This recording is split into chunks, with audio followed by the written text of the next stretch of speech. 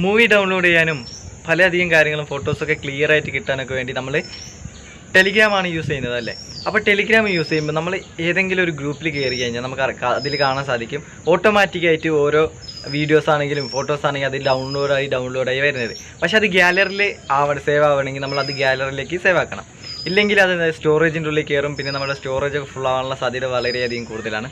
അപ്പോൾ നമ്മളിന്ന് ചെക്ക് ചെയ്യാൻ പോകുന്നത് എന്താണെന്ന് വെച്ചാൽ നമ്മളുടെ ടെലിഗ്രാമിൽ ഓട്ടോമാറ്റിക്കായിട്ട് ഡൗൺലോഡ് ചെയ്ത് നമ്മുടെ ഫയലിലേക്ക് കയറുന്ന സെറ്റിങ്സ് എങ്ങനെ നമുക്ക് ഓഫാക്കി വെക്കാവുന്നതാണ്. അപ്പോൾ നിങ്ങൾക്ക് എന്തായാലും യൂസ്ഫുൾ ആവും. നമുക്ക് നേരെ വീഡിയോയിലേക്ക് പോകാം.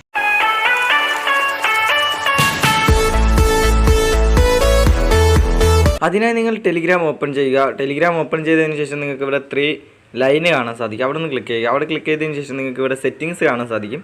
സെറ്റിങ്സ് ഒന്ന് ക്ലിക്ക് ചെയ്യുക. സെറ്റിങ്സ് ക്ലിക്ക് ചെയ്തതിന് ശേഷം നമുക്ക് മേലെ ഇവിടെ കുറേ ഓപ്ഷൻ ഉണ്ട്.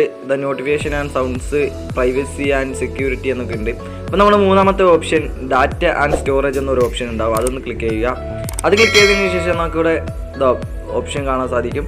ഓട്ടോമാറ്റിക് മീഡിയ ഡൗൺലോഡ് എന്നൊരു ഓപ്ഷൻ നമുക്ക് ഇവിടെ കാണാൻ സാധിക്കുന്നതാണ്. കണ്ടോ, ഇത് 3 എനേബിൾ ആയിരിക്കും. ചിലപ്പോൾ നിങ്ങൾ അത് ഓഫാക്കി ഇടണം, എന്നാൽ മാത്രമേ അത് ഓട്ടോമാറ്റിക്കായിട്ട് ഡൗൺലോഡ് ആവാതിരിക്കുള്ളൂ. അപ്പോൾ നിങ്ങൾ ഇത് എനേബിൾ ആണെങ്കിൽ നിങ്ങളൊന്ന് ഓഫാക്കി ഇടുക.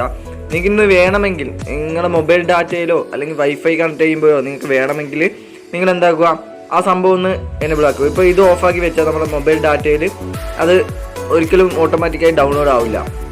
പിന്നെ നമുക്ക് താഴെ കാണാൻ സാധിക്കും when connected to wifi connect ചെയ്യുമ്പോൾ മാത്രം നമുക്ക് ഈ ഫോട്ടോസ് ആണെങ്കിലും വീഡിയോസ് ആണെങ്കിലും ഫയൽസ് ആണെങ്കിലും വൈഫൈ കണക്ട് ചെയ്യുമ്പോൾ മാത്രമേ ഇത് ഡൗൺലോഡ് ആവുള്ളൂ. അതും കൂടി നമുക്കൊന്ന് ഓഫാക്കി വെക്കുക.